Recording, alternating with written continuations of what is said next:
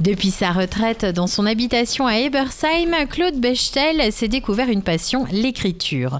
Son premier ouvrage, intitulé Destin boiteux, est sorti en 2017. Atteint d'une malformation au pied, il y raconte comment très jeune il a dû affronter le regard des autres.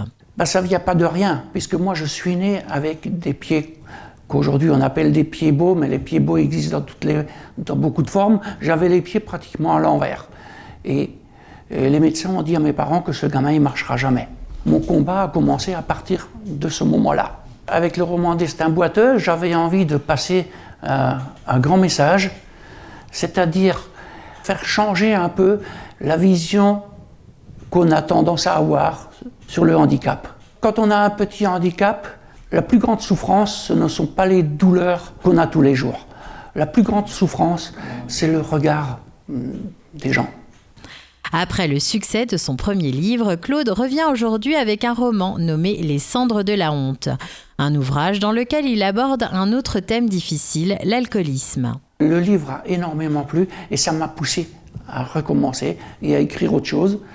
Là, je suis allé sur un peu plus difficile, puisque sa propre vie, quand on l'écrit, on n'a pas besoin de l'inventer, elle est là. Un roman, il faut trouver le sujet, il faut créer l'histoire. Le second ouvrage s'appelle Les cendres de la honte. C'est l'histoire d'un Sicilien qui vient avec ses parents vivre en Alsace parce que son papa n'avait plus de travail. En Alsace, il y en avait, donc ils sont venus émigrer en Alsace. Le petit Paolo, il avait 8 ans à l'époque.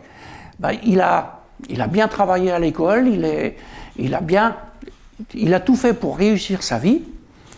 Mais à un moment donné, il est tombé dans un piège, dans le piège de l'alcool. Quand on connaît quelqu'un qui boit, on a tendance à le mettre un peu de côté. Alors que l'alcool aussi, c'est une maladie.